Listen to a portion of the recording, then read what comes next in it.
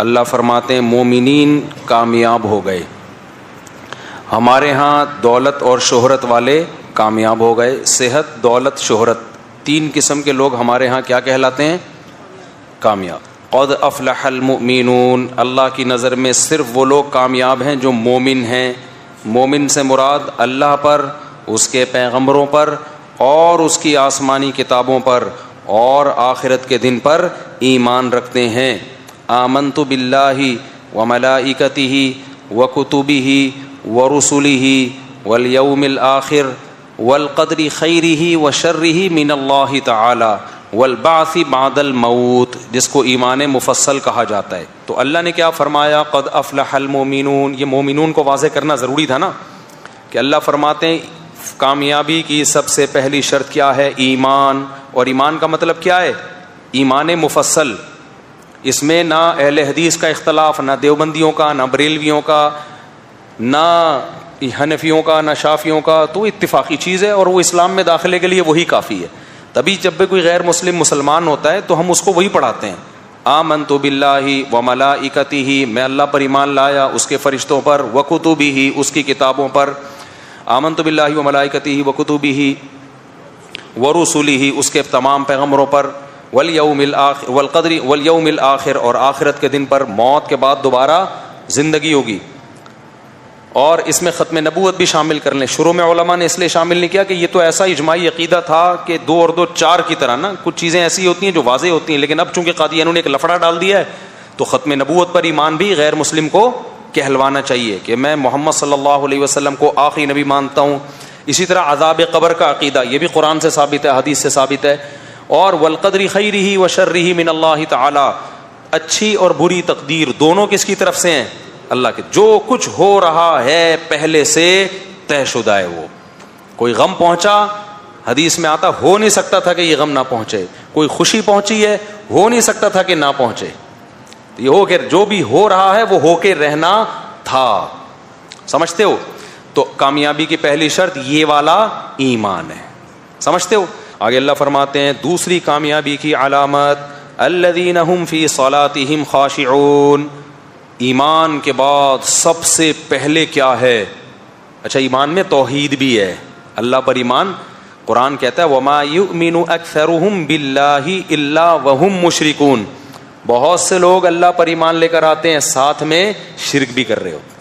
عیسائی بھی کہتے ہیں ہم ایک اللہ کو مانتے ہیں، پھر کہتے ہیں عیسیٰ اللہ کے بیٹے ہیں. اللہ کہتے ہیں اس ماننے کی تکلف کی ضرورت نہیں ہے، جب بیٹا تو اسی کی جنس میں سے ہوتا ہے، تو اللہ کا تو مثل کوئی بھی نہیں ہے. لیس کمثلہ شیء، اللہ جیسا کوئی بھی نہیں ہے. بیٹا باپ جیسا ہوتا ہے کہ کہتے ہیں نا ناک دادا پہ گئی ہے، آنکھیں. اور شرارتی اگر ہو تو بیوی کہتی ہے بالکل باپ پہ گیا ہے. ٹھیک ہے نا، بالکل کس پہ گیا ہے؟ باپ پہ گیا ہے. تو بیٹا نہیں ہو سکتا اللہ کا کوئی. تو عقیدہ توحید ہے، اس میں یا اللہ مدد ہوگا یا رسول اللہ مدد نہیں چلے گا، یا غوث آدم مدد نہیں چلے گا، قبروں سے مانگنا نہیں چلے گا. اگر کرنا ہی ہے پھر اللہ کہتا ہے پھر یہ مجھ پر ایمان کے تکلف کی بالکل بھی ضرورت نہیں ہے. دوسری کامیابی کی علامت، پہلی ایمان جس میں عقیدہ توحید سب آ گیا.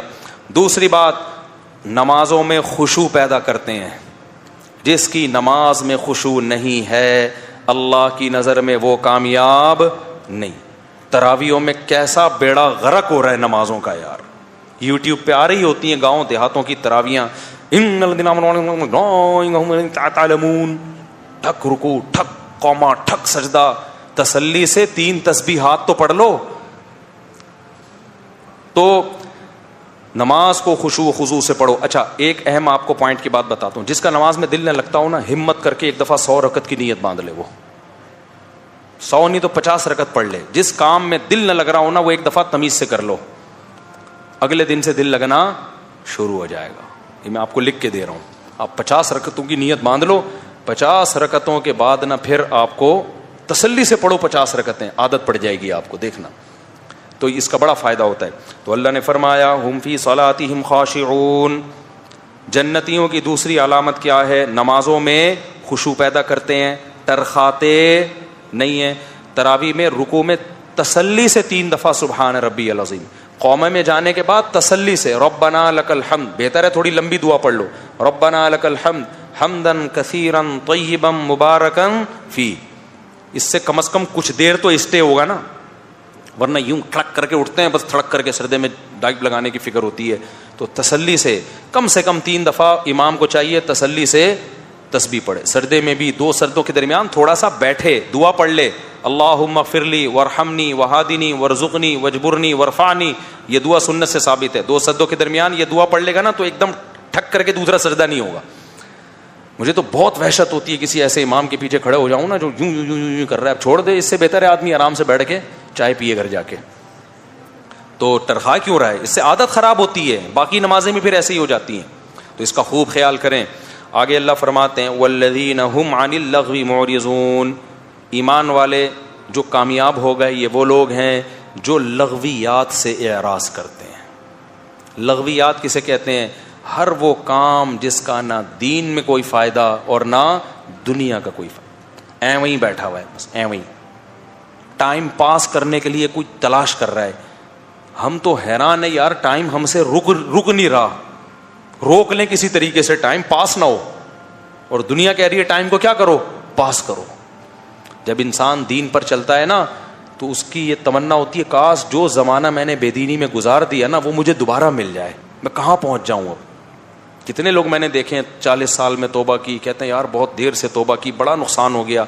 ہم چاہتے ہم دوبارہ پرانی زندگی میں جائیں، اس وقت توبہ کریں تو اس 20 سال میں کیا کچھ کر لیتے ہیں. تو ایسے تمام چیزوں سے اپنے آپ کو بچاؤ جس کا نہ دین میں کوئی فائدہ نہ دنیا میں. اس کا مطلب یہ نہیں کہ کھیل کود چھوڑ دو، کسی حد تک کھیل کود ہنسی مذاق میں دلچسپی لینا یہ بھی ہماری مینٹلی ہیلتھ کے لیے ضروری ہے. جو صوفی بن کے بیٹھ جاتے ہیں نا اور کھیل کود ہنسی مذاق چھوڑ دیتے ہیں، سب سے پہلا ان پہ پتہ ہے کیا وبال آتا ہے؟ تکبر پیدا ہو جاتا ہے ان کے اندر، ایک وقار، اور وہ ہر وقت ایسے اپنی وہ ایک پرسنالٹی بنا لیتے ہیں. وہ پرسنالٹی ان کی کھوپڑی کو کیا کر دیتی ہے؟ آؤٹ. تو تھوڑا سا ہنستا بولتا اچھلتا کودتا، کبھی کبھار گٹر کے ڈھکن پہ بھی بیٹھ جایا کرو، کبھی کبھار. نارمل